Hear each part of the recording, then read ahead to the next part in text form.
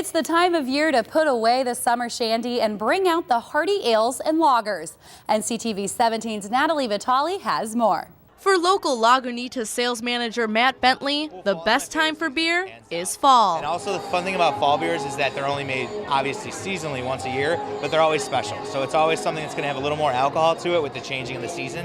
And usually they have that beautiful kind of fall color to it, an amber, a really nice rich mahogany color. So that's what's cool about the fall brews is that they are something special and people look forward to them. Another big draw of fall is Octoberfest, which isn't just a festival. It's also a type of beer, brewed specially for the season.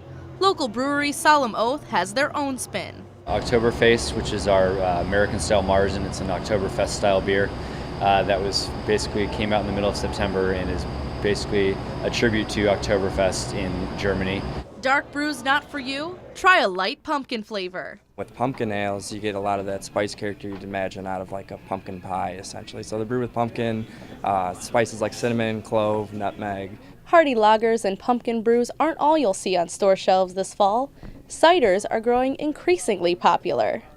I think a big part that kind of started was the whole gluten-free market, because there's a lot of people who are gluten intolerant these days, and ciders are gluten-free since they actually contain no barley or grains essentially in them. So I think that initially started it, and they appeal to people who typically don't, fall into those, liking beer, liking wine, stuff like that. So it's kind of a niche market, but it's definitely growing.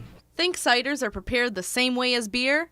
Think again. Ciders actually aren't brewed with any malts or anything like that. It's just fermented apple juice, essentially. So they just press the apples, use the sugars, and use a special kind of cider yeast, and that yeast just eats the sugars, makes alcohol. And yeah, that's pretty much the main difference. So a lot of people confuse thinking that ciders are actually beer, but in fact, it has nothing to do with beer, except they're both fermented beverages.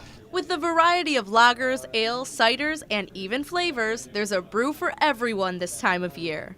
I'm Natalie Vitale for Naperville News 17. Which brew do you look forward to? Let us know on Facebook.